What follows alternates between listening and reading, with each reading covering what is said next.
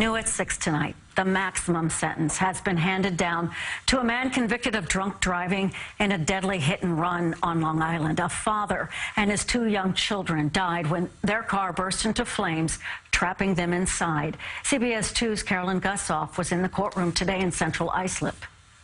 It was a gut-wrenching tragedy, this fiery crash on the Southern State Parkway in Bayshore.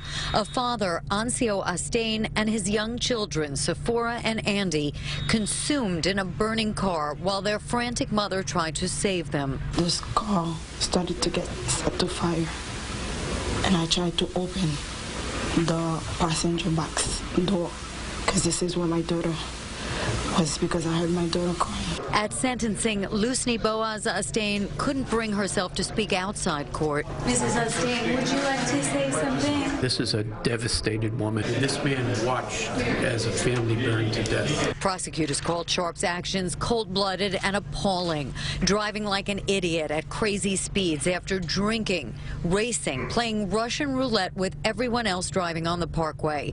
Among them, the Astain family leaving a summer barbecue. As they burned, this cell phone video showed Sharp tossing an empty tequila bottle into the woods. Then he disappeared for hours. Here is a family burning to death, screaming. And what did he do? He was throwing the evidence of his crime away. His attorney says the 26-year-old former airport custodian will not ask for forgiveness because he doesn't forgive himself. In jail, he speaks to young people to make sure this doesn't happen again. But after his 5th crash in 6 years, an emotional Judge Fernando Camacho sentenced Sharp to the maximum, consecutive sentences of 12 to 36 years. The heartbreaking case set off a chorus of calls for increased penalties for drivers who leave the scene of fatal crashes.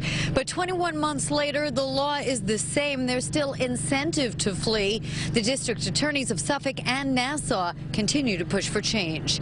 In Central Islip, Long Island, Carolyn Gusoff, CBS 2 News. Dimitri Stewart, who was the friend who drove Sharp away from the crash scene, pleaded guilty and was sentenced last week to a maximum 3 years in prison.